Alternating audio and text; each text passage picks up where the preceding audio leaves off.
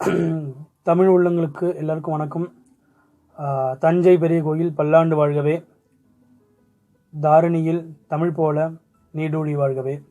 So இன்றைக்கி தான் வந்து அந்த குடமுழுக்கு கும்பாபிஷேகம் நடந்திருக்கு. நிறைய ஃபோட்டோஸ் எல்லாம் பார்த்தேன், நிறைய வீடியோஸ்லாம் பார்த்தேன். இன்னொன்று இன்றைக்கி 5ஆம் தேதி, பிப்ரவரி 5ஆம் தேதி எனக்கு ரொம்ப முக்கியமானவங்களுடைய பிறந்தநாள். இன்றைக்கி இந்த டயத்தில் இந்த நாளில் வந்து கும்பாபிஷேகம் ஆயிருக்கு அப்படின்றது எனக்கு ரொம்ப மகிழ்ச்சிகரமான விஷயமாக தான் இருக்குது. இந்த காணொலியில் நம்ம என்ன பார்க்க போகிறோம் அப்படின்னா, மற்றவங்க மாதிரி நான் வந்து அரசியல்லாம் இப்போதைக்கு வேண்டாம் அப்படின்னு நான் நினைக்கிறேன். இன்றைக்கி ஒரு நாள் வேண்டாம் அப்படின்னு நினைக்கிறேன். தவிர்த்து இது என்னுடைய 50வது வீடியோ.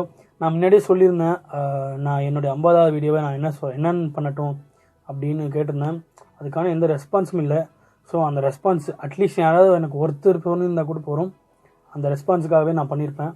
பட் யாரும் பண்ணலை.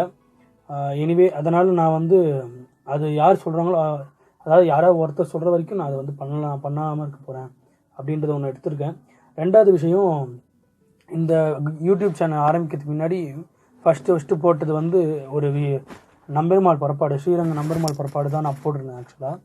ஸோ என்னுடைய ஆரம்பம் வந்து ஒரு தெய்வீகம் ஆன்மீகமாக தான் இருந்தது. ஸோ 50வது வீடியோவும் ஒரு ஆன்மீகமாகவும் இருக்கலாமே அப்படின்றதுக்காக தான் இந்த வீடியோவே போட்டேன். இந்த வீடியோ அப்லோட் பண்ணேன். ஸோ வாங்க வீடியோக்குள்ளே போகலாம். நிறைய சச்சரவு, நிறையா சர்ச்சைக்குள்ளான விஷயங்கள் நடந்தது இந்த ஒரு ரீசன்ட் டைம்ஸில். நான் எதையுமே நான் பெருசாக கண்டுக்கல. ஏன்னா வந்து எனக்கு வந்து தெரியும் அது எப்போ பேசணுன்ட்டு. அதனால் பேசாமல் இருக்கேன். அதுக்கு நேரம் வரும்போது நான் கண்டிப்பாக பேசுவேன் அதை பற்றி. ரெண்டாவது,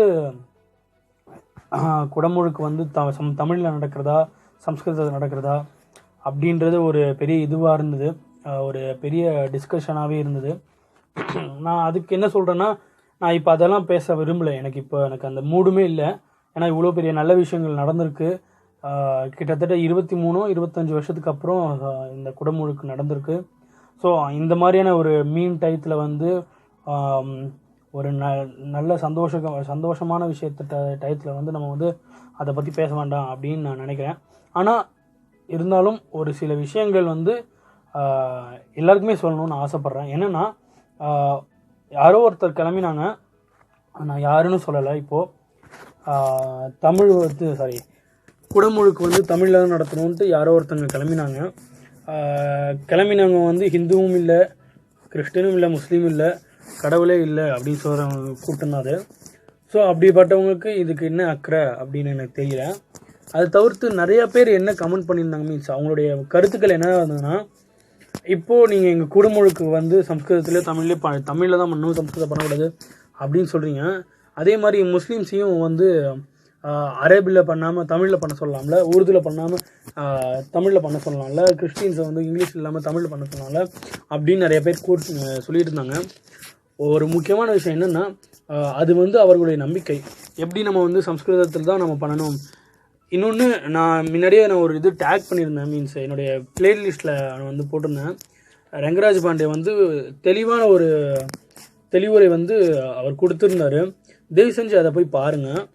அதுக்கப்புறமா வந்து தமிழ் தான் பண்ணணும் அப்படின்னு நினைக்கிறவங்க வந்து மனம் திருந்தும், மனம் மாறும் அப்படின்னு நான் நினைக்கிறேன். ஏன்னா அதை பற்றி நான் இப்போ பேச விரும்பலை. அது வந்து பெருசாக போயிட்டே இருக்கும். தட் வில் நாட் ஸ்டாப் எவர்.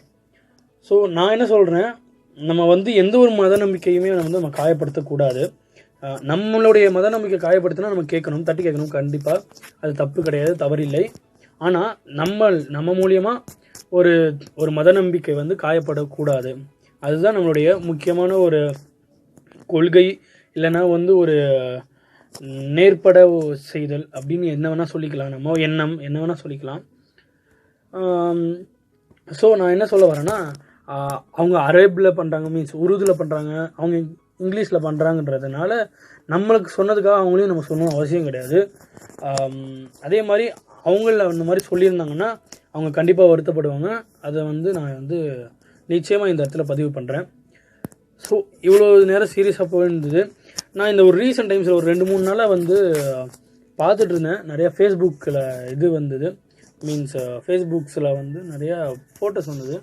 அப்போ என்னடான்னா, எப்படி அந்த காலத்து மாதிரியே இந்த காலத்துலேயும் வந்து நம்மளுடைய தமிழர்கள் தமிழ் இளைஞர்கள் முக்கியமாக சொல்லணும்னா அவங்கள தான் சொல்லணும். நான் தமிழ் இளைஞர்கள் வந்து சுற்றி அந்த தஞ்சாவூர் கும்பகோணம் இருக்கிற இடத்துல பழைய ஓவியங்கள் மீன்ஸ் பழைய விஷயங்களை ஓவியங்களாக வரைஞ்சி எப்படி தஞ்சை வந்து கலைக்கு ஓங்கின இடம் அப்படின்றத மறுபடியும் நிரூபிச்சிருக்காங்க. அந்த வீடியோஸ் அந்த ஃபோட்டோஸை வந்து நான் சும்மா ஒரு தொகுப்பாக என்னால் முடிஞ்ச வரைக்கும் ஒரு கிளிப்பிங்ஸாக நான் போடுறேன், பார்த்துட்டு வாங்க.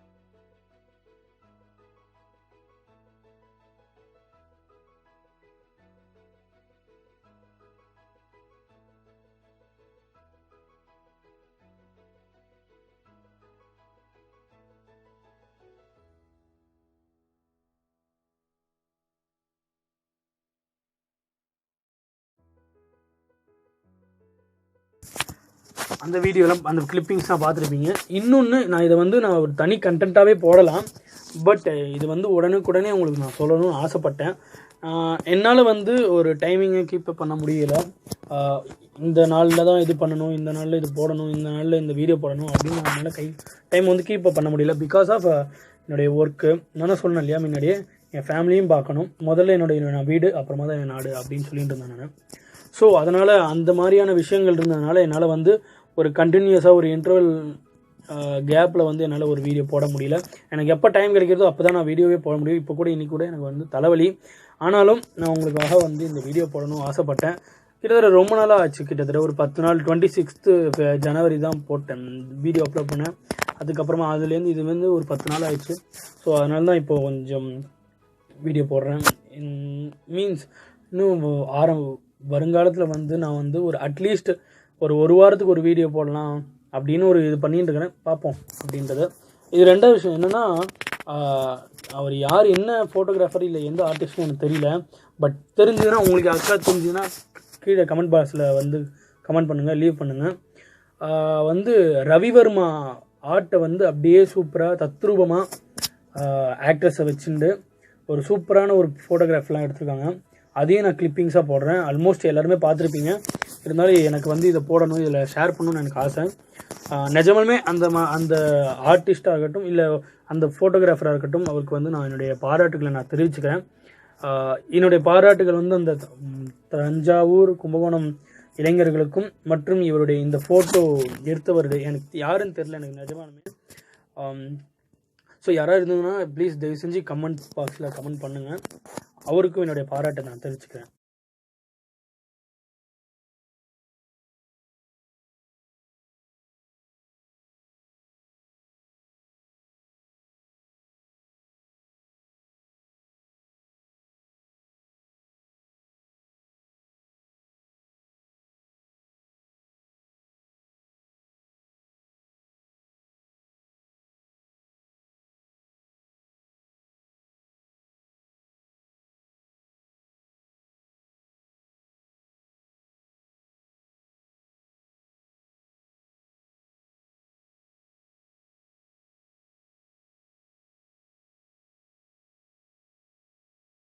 அப்புறம் லாஸ்ட் பட் நாட் லீஸ்ட்னு சொல்லுவாங்க.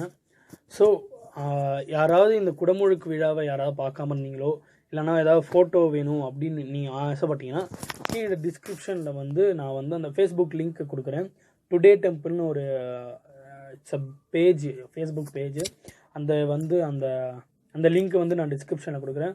அதை செக் அவுட் பண்ணி பாருங்கள். அதில் வந்து நிறைய ஃபோட்டோஸ் கிட்டத்தட்ட ஒரு 70 to 100 ஃபோட்டோஸ் கிட்டக்கு மேலே இருக்கும். ஸோ போய் செக் பண்ணுங்கள். வற்றாத செல்வமே வாழ்க நீ வாழ்க.